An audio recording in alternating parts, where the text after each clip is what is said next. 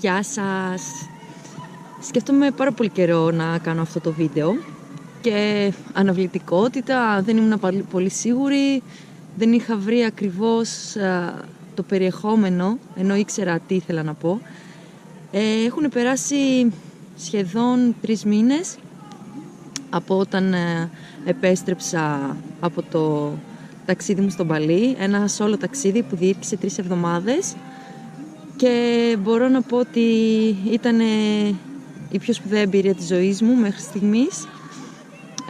Ανακάλυψα πάρα πολλά πράγματα, ήταν πολύ όμορφος σαν προορισμός, γνώρισα πάρα πολλούς ωραίους ανθρώπους και μοιράστηκα μαζί σας σε κάποια προηγούμενα βίντεο κάποιες ωραίες εμπειρίες που είχα εκεί πέρα, και επειδή πήρα πάρα πολύ θετικά σχόλια και με παρακινήσατε να κάνω και άλλα βίντεο, αποφάσισα να το κάνω. Αυτή τη φορά είναι ένα βίντεο συγκεντρωτικό για το τι έμαθα από αυτό το ταξίδι, ύστερα από 3 μήνες ξανά πίσω στη βάση, στην καθημερινότητα, στη δουλειά, στις δυσκολίες που μπορεί να αντιμετωπίζουμε σε αυτό το επάγγελμα και γενικότερα στη ζωή μας. Έχω λοιπόν φτιάξει μία λίστα με 6 μαθήματα που πήρα από αυτό το ταξίδι και ας πάμε να ξεκινήσουμε με το μάθημα νούμερο 1, το οποίο είναι ότι ό,τι χρειάζεσαι βρίσκεται δίπλα σου. Μπορεί αυτό να είναι πάρα πολύ κυριολεκτικό ή και μεταφορικό. Εγώ το συνειδητοποίησα με κάτι πάρα πολύ κυριολεκτικό, αλλά έχει μια ευρύτερη έννοια. Και αυτό που με έκανε να το συνειδητοποιήσω ήταν μια μέρα, ήμουν στην Ubud, στην αγαπημένη πόλη που έμεινα περισσότερο από τη διάρκεια του ταξιδιού μου, έμεινα 12 μέρες εκεί, και έμενα σε ένα κατάλημα πάρα πολύ κοντά στο κέντρο. Η Ubud είναι γεμάτη μαγαζιά, ό,τι θέλεις υπάρχει, δίπλα σου μασάζ, νύχια, φαγητό, ψώνια, τα πάντα, εστιατόρια. Και εγώ εντάξει, ήθελα να γυρίσω την πόλη, να δω, να γνωρίσω πράγματα, και περπατούσα πάρα πολύ κάθε μέρα, πάρα πολύ, και έλεγα πω δεν είναι δυνατόν να είναι τόσο δύσκολο να βρω αυτό που θέλω, αφού υπάρχουν τόσα πράγματα παντού. Μία μέρα λοιπόν ήμουν τόσο κουρασμένη, είχα ξενυχτήσει λόγω μιας δραστηριότητας στη φύση, και τελικά πάνω στην κούρασή μου άρχισα να παρατηρώ τι υπάρχει στο δρόμο που έμενα.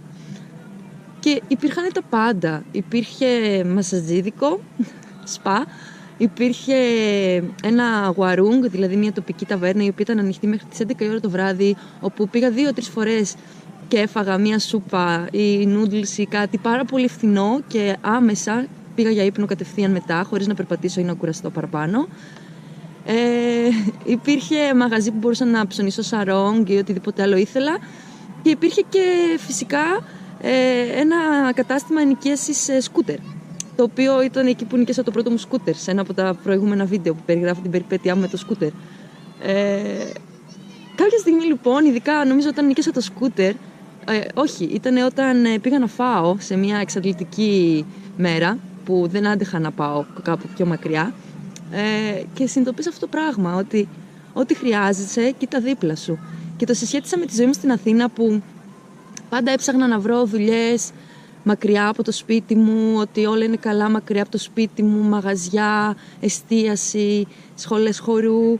Και τελικά συνειδητοποιώ ότι έτρεχα σαν την τρελή τόσα χρόνια. Βέβαια, εντάξει, εννοείται πήρα πολλές εμπειρίες, έκανα γνωριμίες, αλλά τα τελευταία 2 χρόνια που έχω λίγο μαζευτεί πιο κοντά στο σπίτι, που μπορώ και βλέπω τους φίλους μου εδώ σε μια καφετέρια κοντά στο σπίτι, η ποιότητα είναι πολύ καλύτερη, η ποιότητα της ζωής μου.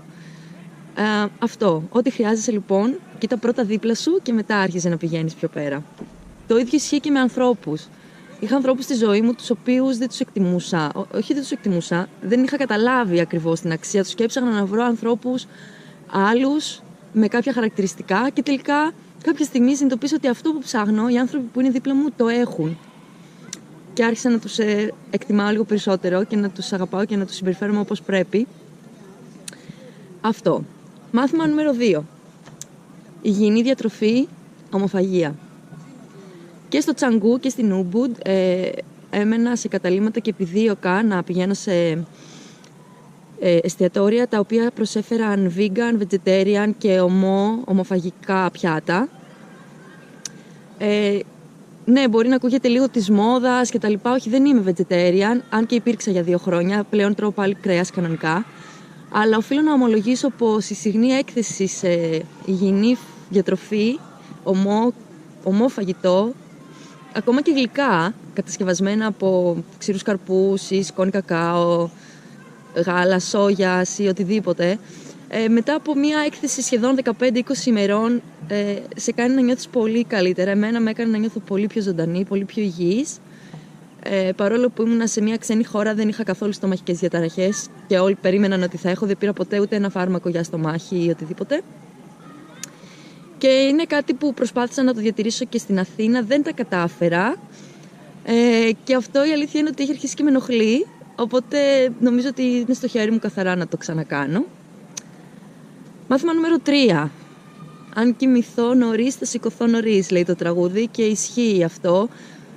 Είναι κάτι που το ήξερα, το προσπαθούσα χρόνια, αλλά λόγω της φύσης της δουλειάς μου δεν μπορούσα να το κάνω, γιατί πάντα κοιμόμουν αργά, είτε λόγω κάποιου Latin party, είτε επειδή τα μαθήματα τελειώναν αρκετά αργά και μέχρι να μου φύγει η υπερένταση πήγαινε η ώρα 2, 1, ξέρω εγώ, και αναγκαστικά θα ξύπναγα είτε με το ζόρι γύρω στις 8-9 γιατί είχα πρωινά μαθήματα, είτε κατά τις 10-11 εάν δεν είχα. Στον Παλί μπορούσα και ξύπναγα σχεδόν κάθε μέρα στις 5.30, 6, 7 το αργότερο, και λίγο επειδή το ήθελα, αλλά επειδή κυρίως τα κοκόρια είχαν συναυλία κάθε μέρα και εκεί έχει πάρα πολλά κοκόρια. Φυσικά ήμουνα σε διακοπές και μπορούσα να φτιάξω το πρόγραμμά μου, αλλά ήταν πολύ πολύ ωραίο. Μόνα! Έλα εδώ! Μόνα! Μη! Λοιπόν, για περίπου 2 εβδομάδες αφού του γύρισα στην Αθήνα και ενώ είχα ξεκινήσει μαθήματα, είχα κρατήσει αυτή τη συνήθεια. Έλα εδώ. Και παρόλο που ξύπναγα 6.30-7 ώρα το πρωί, είχα τρελή ενέργεια μέχρι τις 11 το βράδυ που τελείωνα τα μαθήματα, χωρίς να έχω την ανάγκη να κοιμηθώ το μεσημέρι, και έκανα πάρα πολλά πράγματα. Όταν φυσικά άρχισαν τα ξενύχτια με τα Latin party κτλ., αυτό ήταν αδύνατο να το διατηρήσω. Και μπορώ να πω ότι είναι κάτι που με έχει ενοχλήσει πάρα πολύ.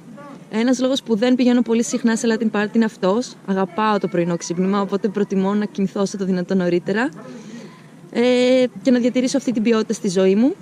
Φυσικά υπάρχει τίμημα για οτιδήποτε κάνουμε. Λοιπόν, μάθημα νούμερο 4. Να χαμογελάμε συχνά. Κάτι που είναι χαρακτηριστικό στους Μπαλινέζους και από ό,τι ξέρω σε όλους τους Ινδονήσιους, αλλά ειδικά στους Μπαλινέζους, είναι ότι χαμογελάνε πάρα πολύ συχνά. Ήταν απίστευτο το πόσα χαμόγελα έβλεπα κάθε μέρα. Και είναι άνθρωποι οι οποίοι μοχθούν, δουλεύουν όλη μέρα. Κι όμως είχαν ένα χαμόγελο συνέχεια στο στόμα τους. Ήταν ευγενικοί και ήταν κάτι που το μεταδίδαν. Οπότε το χαμόγελο, ναι, το ξέρουμε. Όλα αυτά που σας λέω τα ξέρουμε θεωρητικά. Το θέμα είναι να τα ζούμε κιόλας και να τα κάνουμε πράξη. Πάλι είναι κάτι που στην καθημερινότητα της Αθήνας δεν έχω μπορέσει να το διατηρήσω, αλλά το προσπαθώ. Και είναι κάτι που γενικά ακούω από τον κόσμο, ότι χαμογελάω συχνά. Δεν το κάνω επίτηδες, ούτε βεβαιασμένα, το έκανα πάντα. Απλά δεν ήξερα το μέγεθος της επιρροής που μπορεί να έχει. Μάθημα νούμερο 5. Κάνε κάτι χειρονακτικό. Προσπάθησε να φτιάξεις κάτι με τα χέρια σου. Κάτι που είδα εκεί είναι ότι οι άνθρωποι κάθε μέρα έκαναν κάτι, έφτιαχναν κάτι με τα χέρια τους. Από την νοικοκυρά που μπορεί να έπλαθε καλαθάκια για να βάλει μέσα ρύζι και να το μαγειρέψει, καλαθάκια από φύλλα καρύδας ή από φύλλα μπανάνας, μέχρι τον ξυλογλύπτη που έφτιαχνε αριστουργήματα από ένα κομμάτι ξύλο ή ένα κομμάτι πέτρα ή ένα κομμάτι πυλό, μέχρι τους ανθρώπους που έπλαθαν καπέλα. Όλοι στον Παλί έκαναν κάτι με τα χέρια τους. Ήταν πραγματικά μαγικό να το βλέπεις αυτό. Είτε έβγαζαν λεφτά από αυτό, είτε το έκαναν σαν χόμπι, είτε γιατί εξυπηρετούσε κάποια καθημερινή λειτουργία. Πάντα μου άρεσε να φτιάχνω πράγματα με τα χέρια μου. Συνήθως με έπιανε αυτό το πράγμα πιο έντονο το καλοκαίρι ή τα Χριστούγεννα. Έφτιαχνα πάντα κάτι να κάνω δώρο σε ανθρώπους που αγαπώ. Και νιώθω πάρα πολύ συχνά αυτή την ανάγκη να φτιάξω κάτι με τα χέρια μου. Είναι πραγματικά λυτρωτικό. Οπότε από ένα απλό βραχιολάκι να περάσεις χάντρι σε μια κλωστή, μέχρι κάποια κατασκευή, μέχρι κάποιο έπιπλο για το σπίτι, μέχρι κάτι απλά να το ανακαινήσεις, να το αναπαλαιώσεις. Είναι πραγματικά πάρα πολύ όμορφη αίσθηση που σου δίνει, και ότι εκείνη την ώρα που ασχολείσαι με αυτό, ξεχνάς τα πάντα. Είναι σαν ένα είδος διαλογισμού. Και μάθημα νούμερο 6 και τελευταίο.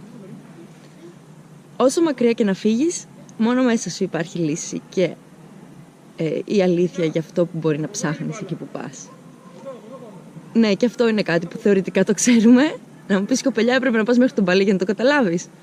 Είναι ένας κανόνας που κάποιες φορές έχει εξαίρεση. Πρέπει να φύγεις για να δεις πως μόνο όταν γυρίζεις πίσω και ζεις κάθε μέρα, την κάθε μέρα, και αντιμετωπίζεις αυτά που σε δυσκολεύουν, μπορείς όντως να βρεις τη λύση.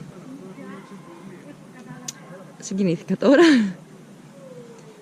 Απλά όταν πάμε κάπου μακριά, μπορούμε ίσως και, επειδή λόγω της απόστασης ερχόμαστε λίγο πιο κοντά στον εαυτό μας, χωρίς συναισθηματική φόρτιση από άλλους ανθρώπους ή γεγονότα που μπορεί να έχουμε φθαρεί με αυτά. Αυτά είναι τα πράγματα που πήρα από αυτό το ταξίδι και εύχομαι και εσείς να κάνετε πράγματα που σας γεμίζουν, εμπειρίες, ζωή, γνώση και σας φέρνουν πιο κοντά στον εαυτό σας και στην αλήθεια σας.